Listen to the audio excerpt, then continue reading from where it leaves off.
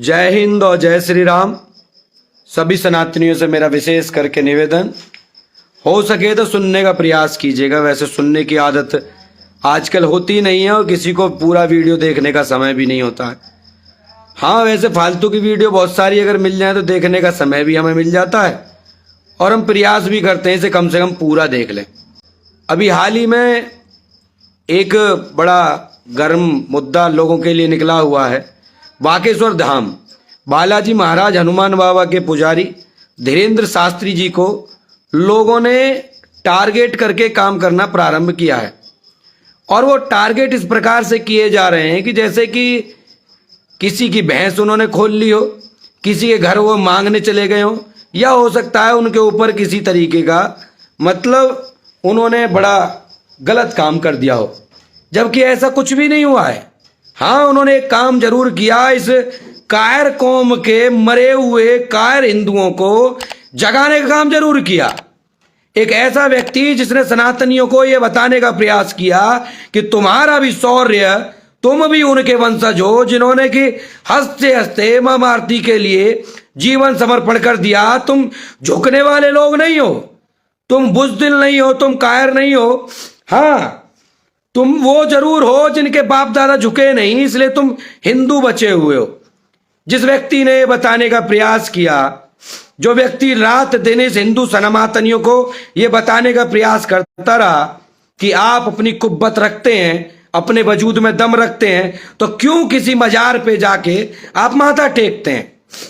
क्यों आप उन लोगों की मजारों पर जाके माथा टेकते हैं जो लोग आपकी बहन बेटियों के साथ किया करते थे? शादी होने से पहले जो बहन बेटियां हमारी मुगलों के यहाँ जाया करती थीं, उन लोगों के आगे मजारों पर माथा टेकने की आपको जरूरत क्या है? एक ऐसे धीरेन्द्र शास्त्री, एक हमारे सनातन संत को जिस प्रकार से बदनाम करने का कार्य ये मीडिया के लोग और कम्युनिस्ट वामपंथी विचारधारा के जिहादी लोग कर रहे हैं, उन लोगों को शर्म नहीं आती? और तो और एक पंडित बिरादरी में जन्मे एक शास्त्री एक ऐसे व्यक्ति के बारे में उंगली उठाता है, उस शर्म नहीं आती? आप सनातन धर्म के लिए करते ही क्या है? भगवान श्री कृष्ण ने एक बात कही है, धर्म के लिए किया गया धर्म भी धर्म है। तो आपने कौन सी किताब में पढ़ लिया कि आप अपने ही व्यक्ति का, अपने जो अच्छा कार्य कर रहे व्यक्ति का, हिंदू सनातनियों को जगाने वाले व्यक्ति का अगर आप विरोध करके कौन सा धर्म का काम कर लेंगे?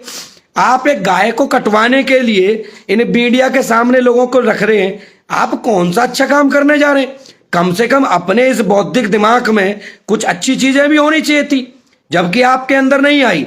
आपको कोई नहीं जान रहा है, आपको अपनी टीआरपी चाहिए। मीडिया टाइप के लोग, वामपंथी कम्युनिस्ट लोग हैं, उनके लिए विशेष करके मेरा ये कहना है कि भगवान श्री कृष्ण ने, मैं उस शास्त्री से जरूर डिबेट करना चाहूंगा कि उस शास्त्री को ये बताना, भगवान श्री कृष्ण ने भीष्म पितामह से लास्ट में सैया पे लेटे भीष्म पितामह से क्या कहा था?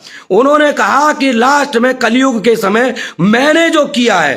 भीष्म पितामह ने जब क्या कहा था कि क्या कहा ना, तुमने छलिया वर्ड का उपयोग किया, छलिया तुमने मेरे साथ ठीक किया क्या? ये जो कौरवों के साथ हुआ ठीक था क्या? तो भगवान श्री कृष्ण ने पहले ही कहा था कि कलयुग में इससे भी बड़ा, इससे भी कुछ किया जा सकता है, तो वो किया जाना चाहिए। तो भीष्म पितामह ने क्या कहा था? क्या ये धर्म के लिए ठीक है क्या? तो उसमें एक शब्द जो भगवान श्री कृष्ण ने गीता के श्लोक में साफ कहा है कि धर्म के लिए कुछ भी किया जा सकता हो, धर्म को स्थापित करने के लिए वो सब कर देना चाहिए। तो ये लोग ज्ञान कहां से लेके आते हैं भाई? ये कौन से शास्त्र की बात करते हैं? कौन से शास्त्र के माध्यम से हिंदू सनातनियों को तोड़ने की बात करते हैं? हाँ, वो क्रिश्चियनिटी को बढ़ावा दे, जिनके मठ चलते हैं, हाँ उनको दिक्कत हो सकती है। जो क्रिश्चियनिटी के दम पे अपने पैसे खा रहे हो उनको दिक्कत हो सकती है। ये धीरेन्द्र शास्त्री बागेश्वर धाम बालाजी महाराज हनुमान बाबा का एक, अगर अपने आप को भक्त कहते हैं, अपने आप को पुत्र कहते हैं, उनका कोई सिद्धि प्राप्त व्यक्ति कहते हैं, तो मैं उन्हें पूरी तरीके से समर्थन देता हूं। क्योंकि ऐसा व्यक्ति अपने धर्म के लिए, क्योंकि भगवान श्री कृष्ण ने साफ जब कहा है कलयुग में इससे भी बुरा किया जाएगा, जब हमारी मां बहन बेटियों की इज्जत लूटी जाती है, जब हमारे हिंदू धर्म के सनातनियों के लोग मुसलमान बन जाते हैं, क्रिश्चियन बन जाते हैं, कोई सिख बन जाता है, कोई जैनी बन जाता है, कोई बुद्धिस्ट बन जाता है, तब ये नहीं आते 10,000 लोग सनातन धर्म को छोड़कर दिल्ली में आपका जन सैलाब करते हैं, तब ये पत्रकार, ये शास्त्री जैसे लोग नहीं आते, तब ऐसे जो लोग डिबेट वाले अपनी ऐसी तैसी मरवाने नहीं आते। लखनऊ में सभा की जाती है, भरे मंच से हिंदू देवी देवताओं की तस्वीरें तोड़ी जाती हैं, तब ऐसे लोग नहीं आते डिबेट में। हाँ, एक धीरेन्द्र शास्त्री जैसा, बागेश्वर धाम जैसे पवित्र जो उस पे धाम पर उंगली उठाने का काम करता है, तो ये सोची समझी सनातनियों को तोड़ने की साजिश है। आप सब में भाइयों से निवेदन है, इस पर धीरेन्द्र शास्त्री जैसे व्यक्ति का समर्थन हम सबको, व्यक्ति नहीं, इस सदी के महापुरुष जिन्होंने की इस कायर हिंदू को यह बताने का प्रयास कर, जो भी व्यक्ति इस सनातनियों की आवाज को बुलंदी के साथ रखने का प्रयास करता है, उसकी आवाज को दबाने का काम ये जो कायर लोग हैं ये करते हैं। मगर उसकी ये कर क्यों पाते हैं? क्योंकि हमारे जो बुज़दिल, जो हरामखोर आदमी है, वो इनका समर्थन करते हैं। और एक चीज और मैं बता दूं, अगर थोड़े से भी आपके जैसे जो जागरूक लोग हैं, जिन लोगों को ये पता है कि हमारे सनातन धर्म, अरे कुछ भी करो यार, किसने रोका है? भगवान श्री कृष्ण ने इतने सारे झूठ बोलकर अपने धर्म को बचाया, क्यों करा? उन्होंने साफ कहा है, अब भी करेंगे, आगे भी करेंगे। अगर वो किसी की जान ले ले तब दिक्कत नहीं है। जब लोग यहाँ क्रिश्चियनिटी बनाने के लिए, या साले ये जो लोग हैं ये हरामखोर, ये अपने धर्म को प्रचार करने के, बच्चों को पढ़ाएंगे लिखाएंगे, फ्री का लालच दे देकर हमारे बस्ती के परिवारों को इधर से उधर लोगों को कन्वर्ट करने का काम करते हैं, तब तो कोई नहीं बोलता है, तब तो कहीं से कहा नहीं रहा है। ये सबसे बड़ा चर्च, एशिया का सबसे बड़ा चर्च हमारे यहाँ बन जाता है, सबसे बड़ी मस्जिद हमारे यहाँ बन जाती है। आप इंडोनेशिया में सबसे बड़ा मंदिर बना हुआ है, हिंदुस्तान नहीं, पूरी दुनिया का सबसे ज्यादा इस्लामिक वाला राष्ट्र अगर कोई है तो इंडोनेशिया है। इंडोनेशिया में गणेश जी का सबसे बड़ा मंदिर है, मगर हमारे यहाँ नहीं है। हमारे यहाँ सबसे बड़ी मस्जिद बनी हुई है, हमारे यहाँ एशिया का सबसे बड़ा चर्च बना हुआ है। तो मुझे ये बताइए भाई, आप मुझे बताइए कि ऐसा कौन सा यहाँ किला फतह हो रहा है कि अपने धर्म का प्रचार करने पे हम पे बहुत बड़ा पाप लग जाता है। अगर कोई हिंदुओं के लिए खड़ा होके अपनी आवाज बुलंद करे तो उसके ऊपर आरोप लग जाते हैं, कभी कुछ, कभी आसाराम के, कभी बाबा राम, कभी फलाने ढिमके, कभी मौलवी भी आ जाए, कभी कोई चर्च का फादरी भी आ जाए बीच में। नहीं, वो लोग नहीं आएंगे, क्योंकि उनके लोग तो उनके साथ खड़े, मगर हमारे ज्ञानवर्धक लोग, हमारे शब्दार्थ, हम शब्दार्थ, अरे हम करेंगे भाई तुझसे, हम करेंगे। जो कह रहा है कि भाई मैं उनसे डिबेट करना चाहता हूं, हम करना चाहते हैं भाई तुझसे, हमसे करेगा क्या तू? नहीं करेगा। क्यों नहीं करेगा? वो तू हमसे बोलेगा कि भाई हम तुम्हारे एज के नहीं है, हम तुम्हारे बराबर के नहीं है, हमारे पास ज्ञान नहीं है। अरे जितना तुम्हारे ऊपर ज्ञान है उससे ज्यादा ज्ञान है। तुम अपने बच्चों को छोड़ के नहीं लगते काम करने, हम लोग करते हैं। एक धीरेन्द्र शास्त्री ने इस सनातनियों को जगाने का काम किया। वो साईं के जो भक्त इधर उधर घूम रहे हैं उनको हनुमान बाबा के भक्त पे ला रहा है, तो क्या गलत कर रहा है? जो साईं की पूजा करवाने वाले जगह जगह साईं का मंदिर ठुकवा रहे हैं, मंदिर बनवाने में लगे पड़े हैं, उन लोगों को तो दिक्कत होनी है। जहां जहां हनुमान बाबा की मूर्ति लगेगी वहां हिंदू सनातनी जागेगा, हिंदू सनातनी खड़ा होकर अपने समाज के लिए, अपने धर्म के लिए खड़ा होगा। अगर वो जाति से पहले अपने हिंदू धर्म को खड़ा होकर समर्थन करते हैं तो इसमें आपत्ति कहां आ रही है? अगर वो हमसे चार झूठ बोलते हैं, ये तुम्हारे बाप का मामला नहीं है, ये हमारे धर्म का मामला है और ये हम खुद निपटेंगे। इसमें कानून गया तेल लगाने, ऊपर से मीडिया या भाड़ में, इसमें धर्म में बीच में ये कानून कहां से आ गया? लोगों के राइट्स, अरे हमारे राइट्स हैं, वो हमारे धर्म के लिए जो कर रहे हैं वो हमें सब एक्सेप्ट है। तो ये बकलोल जो ज्ञानवर्धक, उसे अपनी बीवी को ज्ञान देना चाहिए, उसे अपने बच्चों को ज्ञान देना चाहिए, हमें ज्ञान न दे। हमें हमारे किसी अगर व्यक्ति के बारे में, धीरेन्द्र शास्त्री जैसे व्यक्ति के, महापुरुष के बारे में अगर ऐसा कोई शास्त्री अगर आकर कोई बीच में मंडलेश्वर हो या कहीं का पाखंडी कोई दूसरा व्यक्ति हो जिनकी चलती हो, जो क्रिश्चियनिटी के ऊपर दम पे चलने वाले मठ हो, तुम्हें शर्म नहीं आती? तुम अपनी जातिवाद में जो इतने मगलूल हो, तुमने पूरे हिंदू सनातनियों को तोड़ के रख दिया, तुम्हें शर्म नहीं आ रही? एक व्यक्ति, अरे बात करने का लहजा, बात करने का लहजा क्या? तेल लगाने, बात करने का लहजा नहीं होता कुछ भी।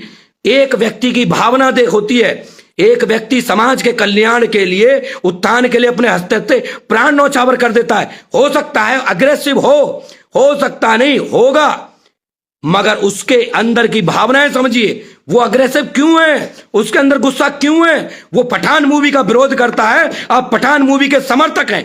आप खान ब्रदर्स का विरोध करता है, आप खान के समर्थक हैं, क्योंकि आप जैसे लोगों को उन मठों को चलाने के लिए जो धन चाहिए ना, धन, वो ऐसे ही लोग आपको प्रोवाइड करते हैं।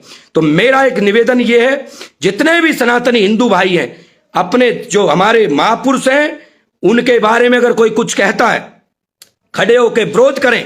ऐसे लोगों का आप विरोध नहीं करेंगे तो किसी की हिम्मत नहीं होगी। आप सोच के देखिए, अगर कोई व्यक्ति अगर धीरेन्द्र शास्त्री के बारे में गलत कहता है, उसके निकाल के जूता मारिए, क्योंकि आपके किसी भी बड़े व्यक्ति के जैसे ही उसकी चर्चा होती है, 360 परिवारों को 25 दिसंबर के दिन उन्होंने क्रिश्चियनिटी से जिस दिन हिंदू धर्म में कन्वर्ट किया था, इनको उसी दिन मिर्ची लग गई थी। जिनके यहां जो मोदी जी ने बहुत अच्छा काम किया है, बहुत सारे लोगों के मठ मंदिर बंद हुए हैं, बहुत सारे जो संस्थाएं खोल रखी थी ना, फंड ला रहे थे, वो बंद हुई हैं। मगर अब किसी की अगर दिक्कत है, अगर किसी को अभी भी ऐसे व्यक्ति से दिक्कत है, तो भैया हमसे शब्दार्थ कर ले, हम देंगे तुझे ज्ञान। कान के नीचे फटाफट 5-7 लग जाएं।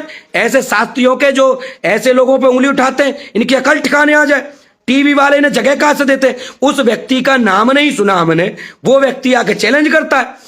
आपके कोई हजारों लोगों को, जितने भी आप सोच के देखे हिंदुओं को जिसने भी जगाने की कोशिश की, उसी व्यक्ति के ऊपर आज नहीं तो कल उंगली उठाने का काम, जो मीडिया टाइप के लोग, जो मीडिया भी लग गई, सुबह से लगी पड़ी है। धीरेन्द्र शास्त्री ऐसे के बात करने का तरीका देखिए। अरे बात करने का तरीका में अपनी बत्ती बाढ़ के अंदर बाढ़ोगे क्या बे? हम भी ऐसी बात करते हैं। अब बता, तुम्हारा मुंह पाड़ लो, तुम्हारे बस की नहीं है। वो व्यक्ति वहां पे खड़े होकर जो भी करता है हमें पसंद है, तुम्हें पसंद नहीं है तो अपनी ऐसी तैसी मरवाओ। तुम कहते हो ना हमसे, जब हम हिंदू समाज के लिए लोग आदमी काम करते, भाई साहब तुम्हें क्या पड़ी है? आप भी अपने इस सनातन धर्म को बचाना चाहते, तो मैं बस इतना ही कह सकता हूं कि अपने धर्म पर उंगली ना उठवाएं। और हम लोगों से भी निवेदन करेंगे, भैया जितने भी हैं, जिन्होंने अब तक ये वीडियो वगैरह देखी हो या ना देखी हो, वो धीरेन्द्र शास्त्री जी के समर्थन में ऐसा अभियान चलो, रोड पे निकल जाएंगे कि दिमाग में कंफ्यूजन नहीं होनी चाहिए इस बार को। अब किसी भी सनातनी हिंदू धर्म योद्धा के बारे में या किसी धर्मगुरु के बारे में या विशेष करके धीरेन्द्र शास्त्री जी के बारे में अगर किसी ने अगर एक शब्द अपने हलफ में से निकाला, तो ध्यान रखिए कि उसके विरोध में बहुत सारे कुछ लोग खड़े होंगे, और शायद आप इसकी कल्पना नहीं कर सकते कितने लोग होंगे। बहुत बहुत धन्यवाद। उम्मीद है कि आप सब समझे होंगे। जय हिंद और जय श्री राम। बालाजी महाराज उस बुद्धिहीन आदमी को बुद्धि दें, ताकि वो भी कम से कम एक बार बागेश्वर धाम जाए और वहां जाके प्रभु से माफी मांगे कि भैया आगे से ऐसी गलती नहीं होगी। सब पर कृपा बरसी रहे। जय हिंद और जय श्री राम।